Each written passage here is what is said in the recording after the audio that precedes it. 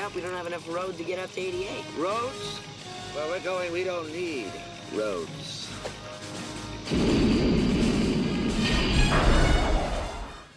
Universal laws. The universe is perfectly balanced by natural and moral laws which are regulatory vibrations to maintain order. When you work within the laws, you can be assured of eventual positive outcome. When the laws are transgressed, you can be assured of suffering, the only purpose of which is to teach a better way. Number 1. The law of harmony. This law supersedes even the fundamental law of karma, for harmony is a supreme potential of balance.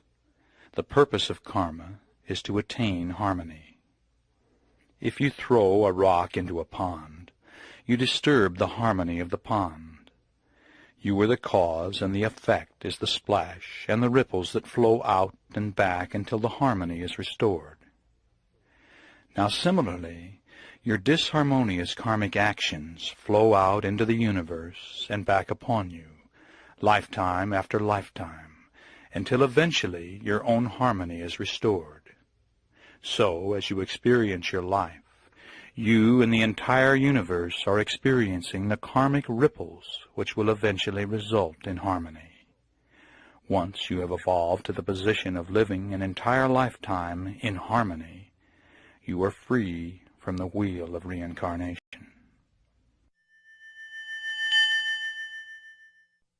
Number 2. The law of reincarnation and karma.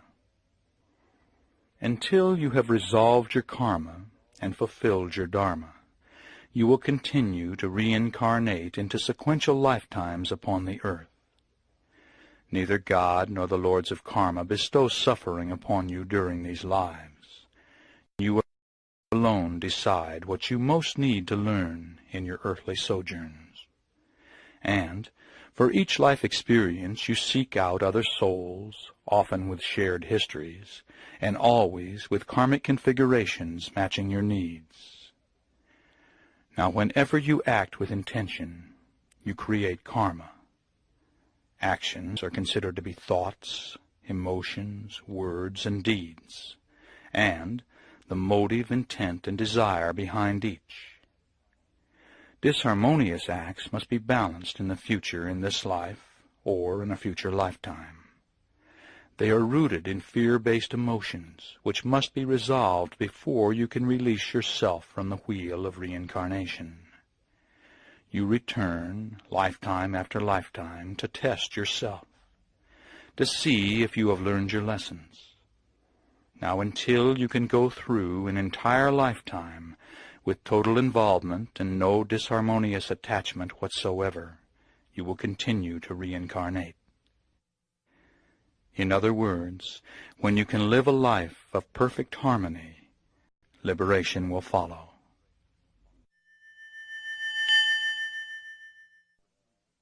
Number 3. The law of wisdom. Wisdom erases karma. If you have the wisdom to learn your lessons through love and wisdom, you can mitigate your suffering. Sadly, though, we seem to learn fastest through pain, through directly experiencing the consequences of our actions. As an example, you greedily take from others, and instead of learning through wisdom and love that this is wrong, you have to directly experience someone greedily taking from you, whether later in this life or in a future lifetime. As another way to look at the law of wisdom, when you move toward a predestined test in your life, if you have the wisdom to proceed with harmony, you will surely mitigate the traumatic impact of the event. All right, now here are some examples. Example number 1. In your last life you were married to a soul who is your mate today, and whom you cruelly left for another in that previous lifetime. Before you were born into your current life, you agreed to be left by your mate under similar circumstances. Now this will allow you to balance your karma and directly experience the pain of abandonment. If, through the wisdom of Master of Life awareness, it is easier to consciously detach from the relationship with love. You will ease the pain of parting while also passing your own test. Example number 2. Assume that you have astrologically destined a severe relationship test for May of your 35th year.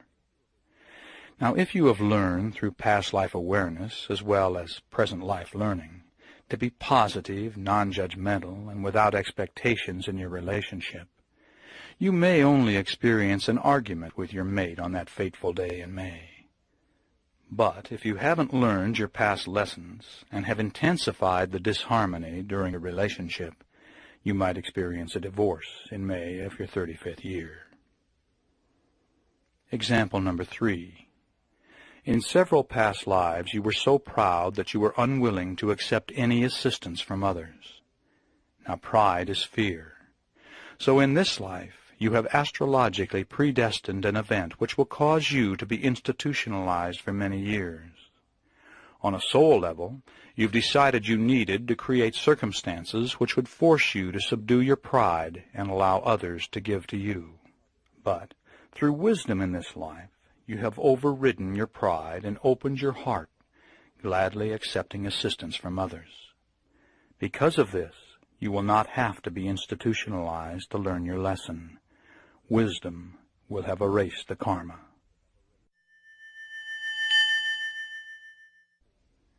Number 4, the law of grace.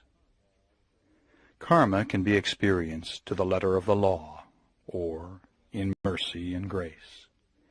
In other words, if you give love, mercy, and grace to others, you will receive the same in return. All right, now here are a couple of examples. Example 1. You have destined a future event in which you will be the victim of slander and gossip, which will ruin your career.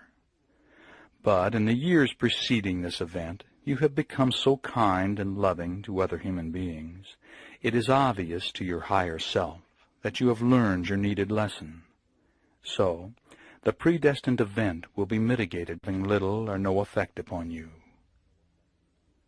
Example number 2. In a previous lifetime, you were a person of great wealth, which you use selfishly for your own and your family's indulgence. In this life, you have destined yourself to experience monetary need.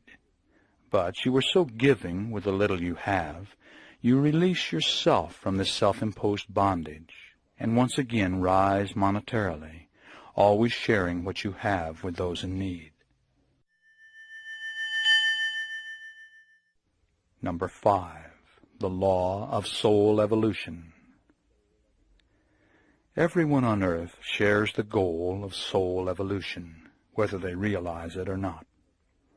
We have reincarnated because we desire to spiritually evolve by rising above our fear-based emotions and learning to express unconditional love. In so doing, we raise our vibrational rate and move closer to a state of harmony. Even when it appears that you are not evolving, you are in reality making progress. We learn through the pain of our disharmonious acts, which can be viewed as our mistakes or failures. But if you fell off a bicycle 9 times before you learned to ride it on the 10th attempt, you needed 9 failures to achieve your final success. In reality, every failure was a small success, bringing you closer to accomplishing your goal.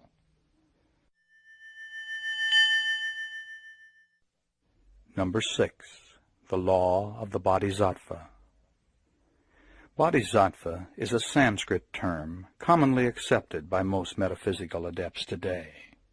It means one who has transcended the need of earthly incarnations, but who has chosen to return to the earth to support others in achieving enlightenment. A bodhisattva knows he will never really be free until all souls are free. Most serious students of metaphysics have entered the bodhisattva development stage of their evolution.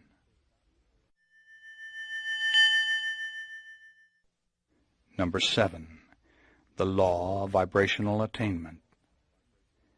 The entire universe operates on the same principle of vibrational energy. When Einstein discovered that matter is energy, he opened the door to merging science and metaphysics. The scientists have proven that energy cannot die. It can only transform.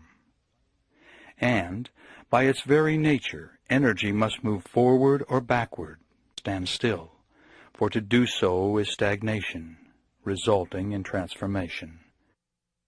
Now you are energy. Your skin, which appears solid, is actually trillions of swiftly moving molecules orbiting each other at a specific vibrational rate, a physical life rate that you earned in the past as a result of how harmoniously or disharmoniously you've lived your past lives and your current life up until this very moment in time.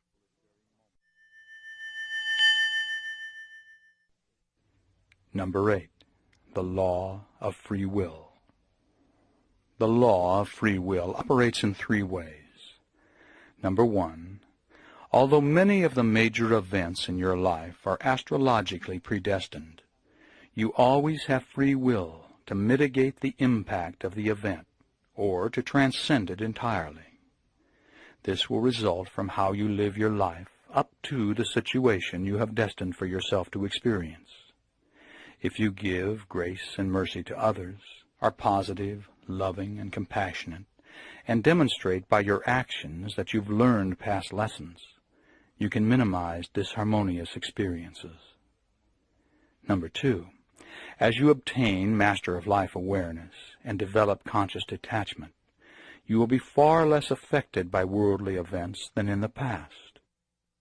A Master of Life enjoys all the warmth and joy that life has to offer, but detaches from the negativity by allowing it to flow through him without affecting him. Number 3. You always have free will in how you respond to any situation. If you respond with positive emotions, compassion, and integrity, you have probably learned your karmic lessons and will not have to experience a similar situation in the future.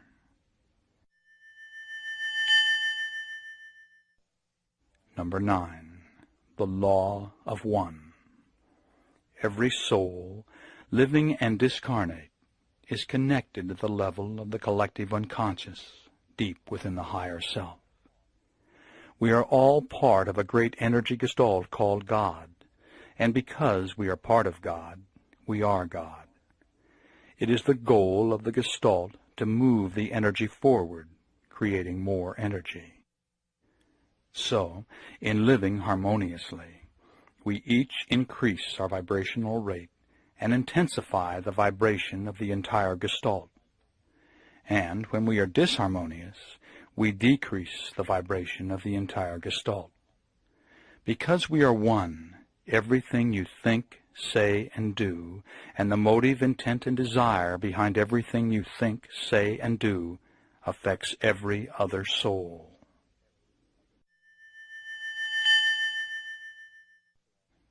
Number 10. The law of manifestation. Everything manifest begins as a thought, an idea. Ideas and experiences create beliefs, which in turn create your reality. If you are unhappy with your current reality, you must change your beliefs and your behavior. Beliefs can be changed when you recognize those that are not working for you and begin programming what will create success and harmony in your life. The unlimited creative power of your mind, through dedication, awareness, and training, can be the wisdom to rise above your karma. Within physical laws, you can manifest any reality you desire to experience. In regard to changing your behavior, you must decide which disharmonious behaviors you want to eliminate. Then, be aware that you don't have to change how you feel about something to affect it, if you are willing to change what you are doing. Number 11. The law of conscious detachment. His earthly teachings are best summarized with one of his statements. It is your resistance to what is that causes your suffering. And by suffering, he meant everything that doesn't work in your life. Relationship problems, loss of loved ones, loneliness, sickness, accidents, guilt, monetary hardship, unfulfilled desires, and so on. When you accept what is, you accept the unalterable realities in your life without resisting them. Some things are facts. They exist. And no matter how much you resist, there is nothing you are going to be able to do about them. Change what you can change, but have the wisdom to accept unalterable situations as they are, without wasting mental or physical energy attempting to change what you cannot change. Out of this acceptance comes involved detachment, the ability to enjoy all the positive aspects of life, but to allow the negativity to flow through you without resistance and without affecting you. Number 12, the law of gratitude. From the perspective of karma and the law of one, the more you give, the more you will receive. The more you assist others, the more you assist yourself. The power of this law also works in your day-to-day life.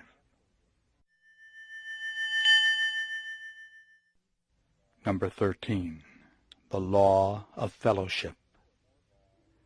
When two or more people of similar vibrations are gathered for a shared purpose, their combined energy directed to the attainment of that purpose is doubled, tripled, quadrupled, or more. This esoteric awareness has been used by covens, esoteric religions, healing groups, and recently, worldwide meditations for peace.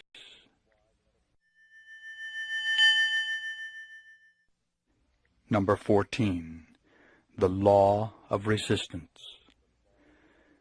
That which you resist, you draw to you, and you will perpetuate its influence upon your life. Resistance is fear, so it is to karmically resolve. The law of resistance assures that you let go of the fear by encountering it until you are forced to deal with it by learning conscious detachment. All right, now here are a couple of examples. Example number 1. You were extremely resistant toward your mother-in-law, resulting in constant conflicts with her. Now, when you attain Master of Life awareness and stop resisting her by consciously detaching from the negativity, the problem will be resolved.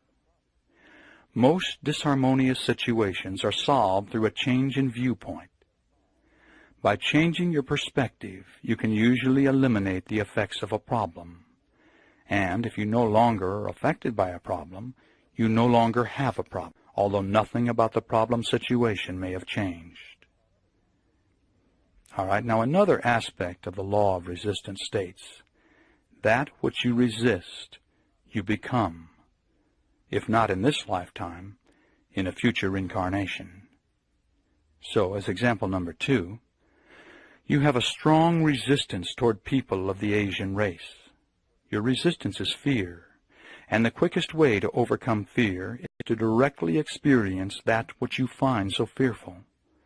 Thus, you will reincarnate as an Asian in a future lifetime.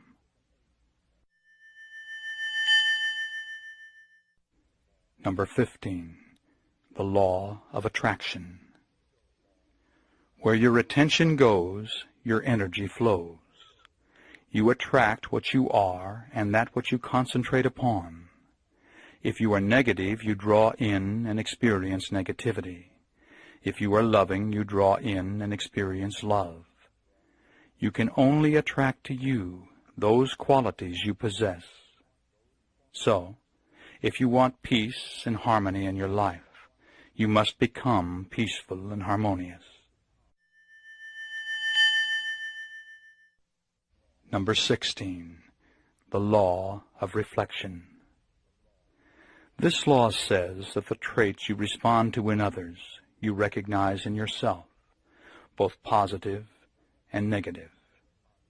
It has 4 primary manifestations. Number 1, That which you admire in others, you recognize as existing within yourself. Number 2, that which you resist in others and react to strongly in others is surely to be found within yourself. Number 3, that you resist and react to in others is something which you are afraid exists within you. And number 4, that which you resist in yourself, you will dislike in others.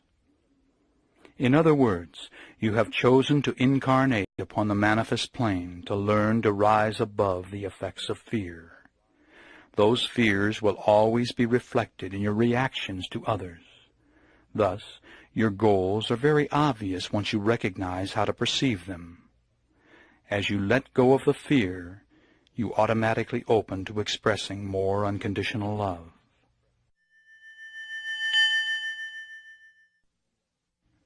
Number 17, the law of unconditional love.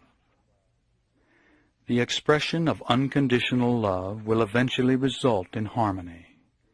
Unconditional love is not romantic love. It's the acceptance of others as they are without judgment or expectations. It's the total acceptance of others without attempting to change. The law of unconditional love says, if you go out of your way to express unconditional love, you automatically rise above fear.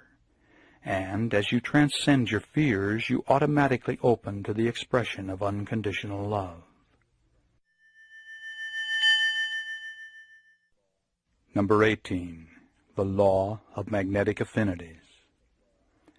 By astrologically choosing the time and place of your birth, you determine the nature of the effects you will experience in your life. On the other side, before you were born, you made decisions about the lifetime you would be entering into. You chose your parents, other souls to interact with you, and the astrological configurations of your birth, which determine your character, personality, abilities, restrictions, and timing for strengths and weaknesses. If all of this seems too complicated to be real, be aware that you are only using 5 to 10% of the capacity of your brain. And the brain-mind researchers say the human brain has 200,000 times the capacity of the greatest computer ever built. Such calculations, as I've just described, would be no problem for such a computer. Number 19, the law of abundance. You have within yourself everything required to make your earthly incarnation a paradise if you choose to accept that which is your natural birthright. We live in a universe of abundance, although the majority of those populating our planet appear to view it as a universe of scarcity. Number 20, the law of divine order. If you seek to understand the law of divine order, study the natural balance of it, for it works very much the same way. Everything is as it should be, although mankind is far from experiencing its potential of total harmony. There are no accidents. Your energy, translated into thoughts, words, emotions, and deeds, causes all your experiences. This assures that you always have the learning opportunities you require to resolve your karma. And, as with you, the collective thoughts, words, emotions, and deeds of mankind create the environment for us all. If enough souls focus their energy upon peace, we will have peace. If the majority of souls are filled with anger, we may all have to experience war. We are all one, and like the many subpersonalities within you, the dominant traits of mankind will emerge to resolve our group karma. At this moment, a born-again Christian evangelist preaches fear from a pulpit in West Virginia, while a yoga instructor directs a loving group meditation in Oregon. One is directing the energy of the Gestalt into disharmony, the other into harmony. Hopefully, at least one can cancel out the other. If we can't attain harmony, maybe we can balance the disharmony. Certainly, as New Agers, we must not give up, individually or collectively. As always, fear is the problem, and love is the answer.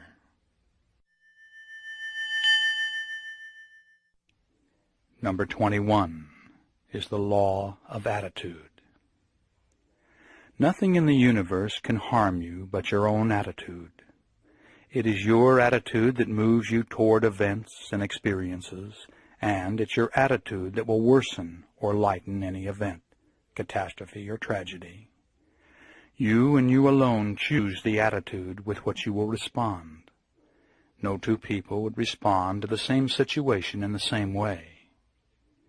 Every earthly incarnation includes traumatic experiences, and the better you understand the working of karma, the more likely you will be to put events into a spiritual perspective. Number 22, the law of threes. 2 is generally recognized as positive and negative, and becomes a law only when combined with a neutralizing force. When 3 become a unit, neither of the original 2 are more powerful or larger, and each behaves for itself and the benefit of the whole. Examples are Father, Son, and Holy Ghost, conscious mind, subconscious mind, and superconscious mind, mother, father, and child. When a man and woman are combined with the neutralizing state of marriage, they become a 3.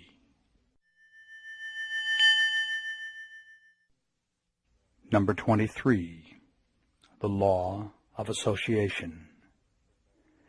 If 2 or more units have something in common, the commonality can be used to influence or control the other thing. The amount of control depends upon the degree of commonality. The more in common they both are, the more the influence.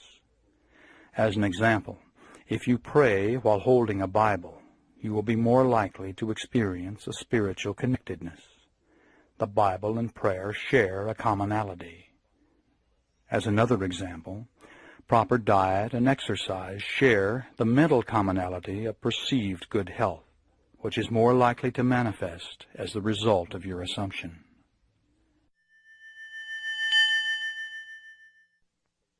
Number 24, the law of commitment. When you become clear on your intent, making a decision and obligating yourself to a task or a belief, everything begins to fall into place if your direction is in harmony with the universe as it relates to your purpose. Now, once you have pledged this direction, things begin to happen almost magically, as if you were a magnet drawing into your experience that which is needed for manifestation. The key to this ultimate power is to have no indecisiveness at all, and the greater your emotional desire, the more power you will give to those on the other side who can assist you, and the more rapidly the manifestation.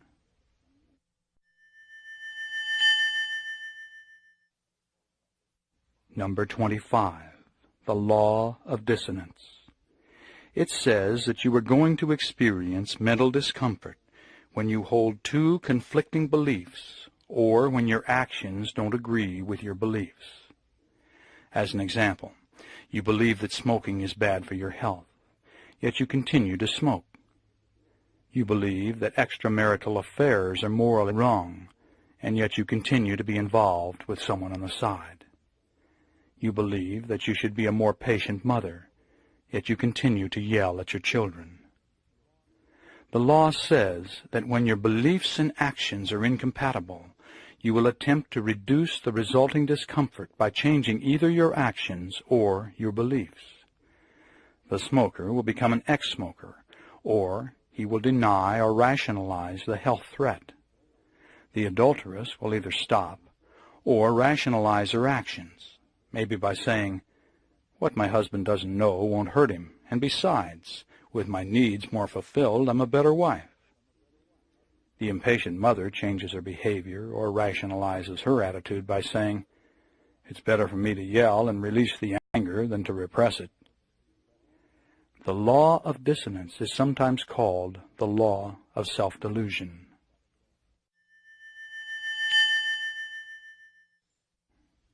Number 26. The law of experience. It says that new information entering your mind destroys previous information of a similar nature. Once a pathway of information has been established in your brain, that viewpoint will prevail unless new information comes in to destroy and replace it. As an example, while horseback riding, you fall off and hurt yourself. Now, if that's the end of your experience with horses, your experience has been programmed negatively. That's why instructors always urge new riders to climb back aboard immediately after falling off. You need fresh, new input to erase the trauma of the fall. The law is an innate, organic process that does not require your conscious attention or active participation. It suggests that the basic processes of the brain are in an endless state of growth and reorganization. Now, the law of experience can be used effectively in altered state of consciousness programming because your subconscious cannot tell the difference between fantasized experience and a real experience. So, as an example, if you always feel extreme anxiety in crowds, in an altered state you could vividly imagine yourself perfectly relaxed in a crowd of people. Your mind will accept this as a reality and invoke the law of experience. After a few days, weeks, or months of this programming, your mind will have totally experienced being calm in crowds, and it will carry over into your personal reality. Number 27. The law of fearful confrontation. This law says that if you fear doing something and yet have the courage to do it anyway, you will soon do a mental flip-flop and may even become addicted to doing it. As an example, if you fear skydiving but force yourself to do it, the experience generates the internal release of beta endorphins. These internally manufactured opiates chemically resemble opium and are quite addicting. The more you skydive, the more you will want to skydive, or ski straight down mountains, or gamble, or whatever it was that you originally feared and that still causes you this internal rush.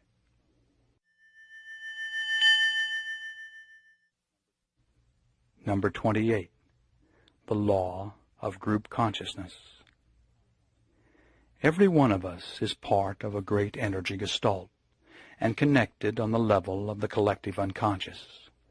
Each individual aspect of the gestalt has its own electrical system, its own vibrational frequency, and interreacts with all other aspects.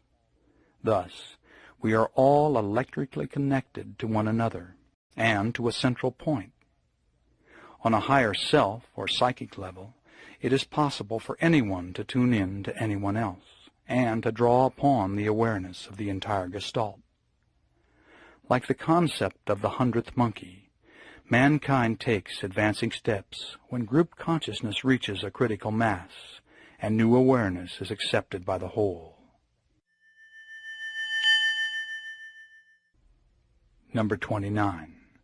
The law of personal return. Although this law is really just another way to view karma, some people prefer it. It says if you think negatively of someone or send hateful thoughts to them, the thoughts may harm the person, but in due course they will return to the sender as sent. The same is true of disharmonious deeds. But the good news is, the law of personal return also works in reverse, and positive thoughts, words, and deeds will be returned to the sender.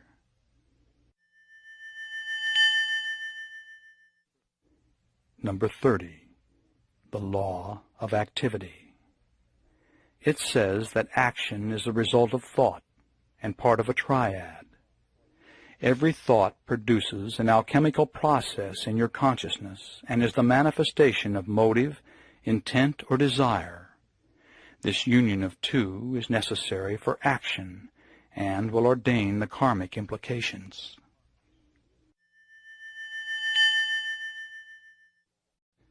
Number 31. The law of denial. It says when you refuse to deal with a highly emotional issue, or refuse to take responsibility for an unpleasant situation, you avoid living up to your potential. Such things can be put off for lifetimes, but the effect will be experienced mentally, physically, or as a lifestyle manifestation until you correctly balance the situation.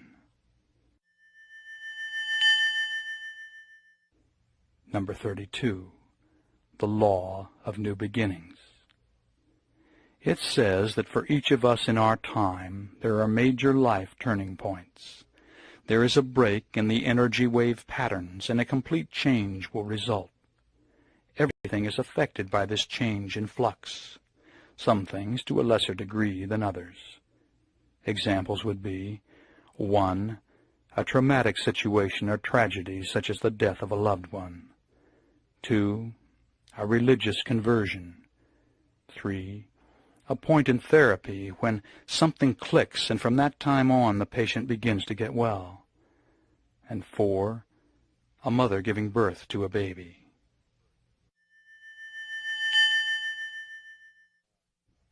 Number 33. The law of compensation. It says that you and you alone are responsible for everything that happens to you. All is the result of your past thoughts, words, and deeds, which have formed your present attitude. Your attitude towards life and life experiences is returned to you in the form of rewards or problems, as love and joy, or as confusion, trouble, and heartbreaking experience. These karmic rewards or punishments can be delivered immediately, at a later date in your present life, or in a future incarnation.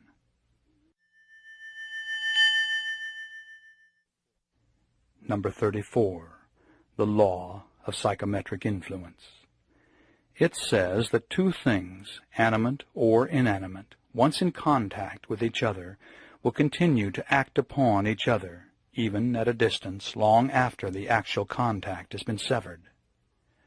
Matter coming into contact with other matter absorbs and influences as a result of the contact.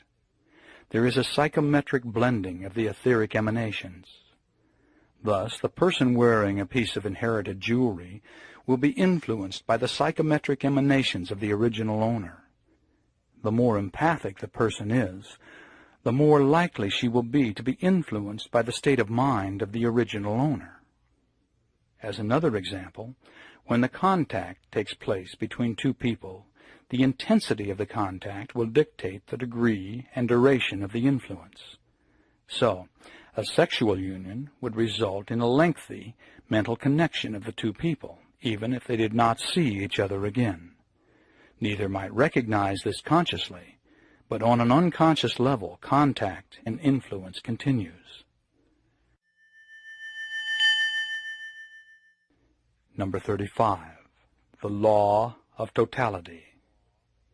It says that each part of a totality has its own characteristics, and also takes on the characteristics of the totality as a sum of its parts. Each part thus has two functions: to retain its own characteristics and to function as part of the totality. When separated, each part remains connected to the totality, and because it retains the characteristics of the totality, it can perform as the totality. Now, you may not realize this yet, but since you are part of God, you contain the potential to perform as God. This law is often expressed as the law of one.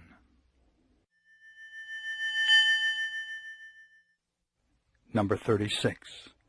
The law of dominant desire. It says that a stronger emotion will always dominate a weaker one. Every idea you perceive is the beginning of a manifestation, although all ideas are not expressed in reality. It doesn't matter which idea you consciously favor, or even know to be desirable. The stronger emotion will nullify the weaker ones, and the strongest emotion will begin to permeate all aspects of your activities. As an example, If you are emotionally focused upon the sexual desirability of a particular person, you may begin to create circumstances in many life areas which will increase the likelihood of an eventual sexual union.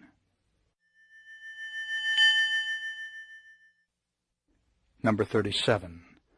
The law of duality. It says the universe and all energy functions as a yin-yang balance, resulting in a tension between opposites. Yin is negative, yang is positive. And we all contain these dual aspects, expressed as love and hate, harmony and chaos, good and evil. Actually, this tension is necessary for structure to exist, and human beings are energy structures. Now, don't be mistaken and think in terms of negative being bad. An automobile battery is a good analogy. One plate is charged positive, the next negative, the next positive, and so on. It's the interaction between the plates that generates the energy, but the negative plate is not better than the positive plate. Now, in relating this to your life, you must realize that without tension you don't exist. Thus, there is a need for yin balance in your life. Most people express their yin energy in undesirable ways, such as self-denial, excess hard work, gambling, dangerous activities such as driving too fast, or in arguing or fighting. Illness is an expression of yin energy, and war is the ultimate expression of mass yin energy. But your yin energy can be expressed in a different way, as positive challenge, and this is best explained in the next law.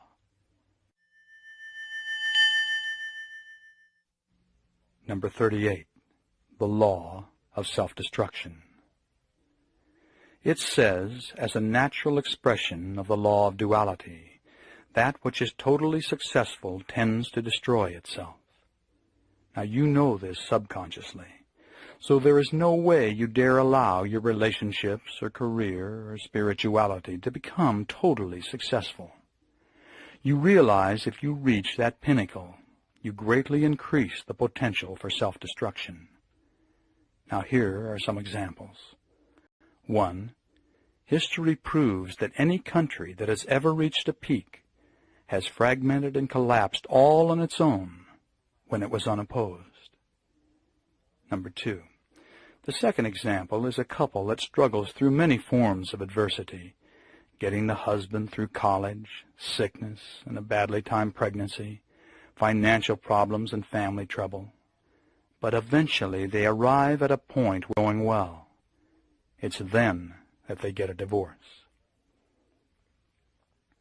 Example number 3 is the spiritual seeker who is making profound progress only to backslide and behave very negatively. The recent fall of the most successful cult leaders and television evangelists make this case. Example 4 is a successful business executive who makes it to the top of his profession, then has a midlife identity crisis or a nervous breakdown, and destroys it all. Example 5 is the man who inherits wealth and destroys himself through dissipation. Example 6 is the honest man who becomes a powerful politician and becomes very corrupt. Now, in each of the 6 examples, once total success was obtained, there was no more challenge, and destruction followed. Subconsciously, in each case, they desired to experience the challenge again. Unless you challenge yourself, you will stagnate. Now remember, you are energy, and stagnation is self-destruction. For energy cannot stand still. It must, by its very nature, move forward or backwards. So, instead of holding back, attain total success, but not complacency. Always give yourself great new challenges. If you let the challenge go too far, self-destruction is the result. If you don't incorporate challenge in your life, self-destruction is the result. If you keep challenge in balance, you succeed in maintaining your position and retaining your success. The secret is to consciously direct challenge in a way that minimizes jeopardy while fulfilling the yin-yang need of balance. This will usually be accomplished by wise risking.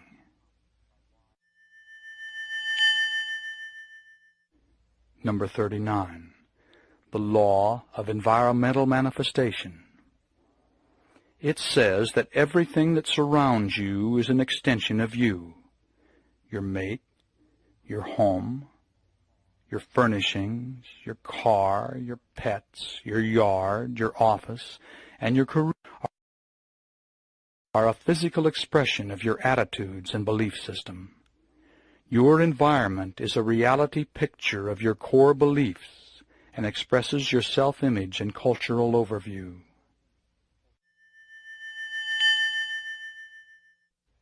Number 40. The law of restriction. It says that man cannot create anything higher than his own level of understanding. Thus, society can never get any better than the level of mankind as a whole. Our systems for social change usually only add new burdens to already ineffective systems. Time has proven that this approach to a new society doesn't work. And our mistake is in trying to right the wrongs of the world from the outside in. This is working on the effect instead of the cause, and is doomed to failure. Instead, we must work from the inside out. Every one of us on this planet can incorporate the power of harmonious thinking, which is the only long-term solution to poverty and limitation. To heal the world, we must each first heal ourselves. Number 41. The law of self-worth. It says that you can only attract to you that which you feel worthy of. Your self-esteem is critical to your happiness and success. The truth is, you are not what you have, and you are not what you do. Beneath your fear programming, you are perfect, an enlightened soul fully self-actualized, and a living example of unconditional love. It is only lifetimes of fear programming that are keeping you from acknowledging who you really are. The more you can let go of the fears, the higher your self-esteem, and the more options you will have, and the more risks you can take. The better you like yourself, the better others will like you, and the more worthy you will feel.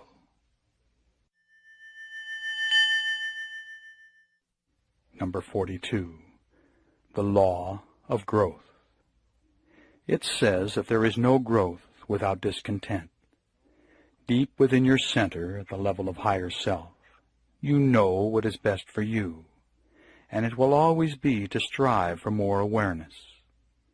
Never allow yourself to reach a level of self-satisfaction where there is no new challenge. For most of us, there will be no growth without agitation or discontent. So the idea is to carefully study your dissatisfactions, for they will tell you what you are about to leave behind, and possibly point to new future directions. Make sure the future is one of happiness and success.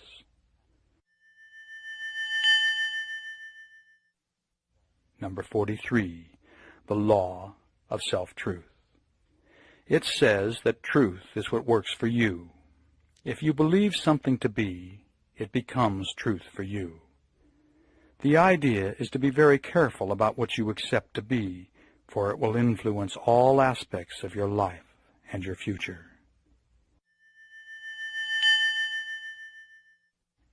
Number 44. The law of summarized experience. It says that you are the sum total of all that has ever happened to you in this life you are now living and in all of your past. Everything from your health to your relationships, your sexual experiences, your developed abilities, your career standing, and Everything else can be used as a barometer to show who you are and to tell if your conscious and subconscious are functioning in harmony. Number 45. The law of belief.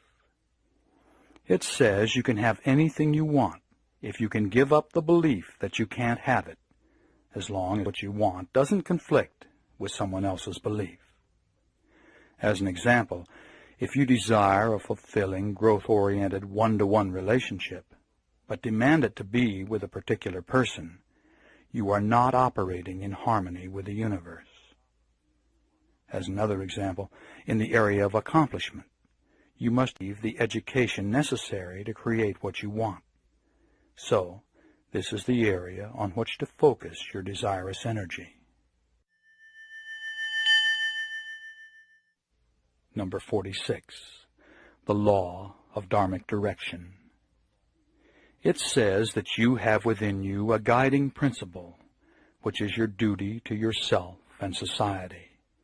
Karma has directed your past life and present life experiences, always urging you to forge ahead into activities and learning experiences to form the character required to fulfill your destiny.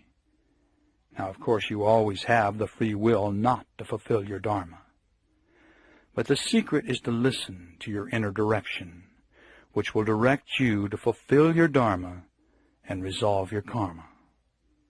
Your dharmic direction is natural for you and probably falls within one of 7 directions. One is workforce, and this path includes a majority of general occupations, including homemakers. 2 is military and includes soldiers and all forms of police and militia. Number 3 is service and includes most religious workers, those in medical, social services, and welfare, and many practicing metaphysicians. Number 4 is creativity and includes artists, writers, poets, musicians, actors, and entertainers. Number 5 is science and includes medical researchers, scientists, space technologists, and physicists. Number 6 is philosophy and includes all who present theories about why man does what he does. Number 7 is government and includes political leaders from the president on down through all areas of elected office. Number 47. The law of purifying action. It says that by living the 3 pillars of Dharma, you will spiritually evolve. The first pillar is generosity, meaning non-greed, letting go. The karmic results of generosity are abundance and deep, harmonious relationships with others. The second pillar is moral restraint. This includes 5 basic precepts: not killing, not stealing, not committing sexual misconduct, not using wrong speech, not taking intoxicants which could cloud the mind and make it dull. Now, as an explanation, sexual misconduct means refraining from actions of sensuality which cause pain and harm to others, or turbulence or disturbance in ourselves. Refraining from wrong speech means not only telling the truth, but avoiding a lot of useless and frivolous talk and gossip. Speech should be gentle, creating harmony and unity between people. All right, now the third pillar of Dharma is meditation, and it covers 2 areas. The first is concentration, the ability of the mind to stay steady on an object without wavering. Second is the cultivation of insight, which means to see clearly the process of things and the nature of Dharma. Number 48. The law of karmic excess. It says that karma incurred in one incarnation could be so overwhelmingly harmonious or disharmonious that to have it all return in one lifetime would put you out of balance. Therefore, it is dispersed or worked out in more than one incarnation. Number 49. The law of release. It advises you to let go of anything that is no longer useful and purposeful, without regrets and without resentment. This includes such things as books, philosophy, clothing, a belief, your lifestyle, even a club membership, and the list goes on and on. The pleasure should be in the moment of the experience, and when it's no longer useful, by letting go, you free yourself to start another learning experience without being bound by the old. Number 50, the law of ritual. It says that any act performed repeatedly with specific intent becomes a rite. Each time the ritual is repeated, its power is enhanced in 3 ways. First, by focusing on the intent, the performer intensifies the power of his mind to control reality. Second, the performer gives permission to his guides and those on the other side to assist him in the desired manifestation. And third, each performance of the rite draws upon the energy of all who have used the rite throughout all time. As an example, in using the pentacle rite of protection, the performer draws upon the energy of people over the centuries who have used this rite to ward off negativity. Thus, the power is increased many-fold. All right. That concludes a quick look at the 50 primary universal laws. I hope you were served by the wisdom of this esoteric awareness.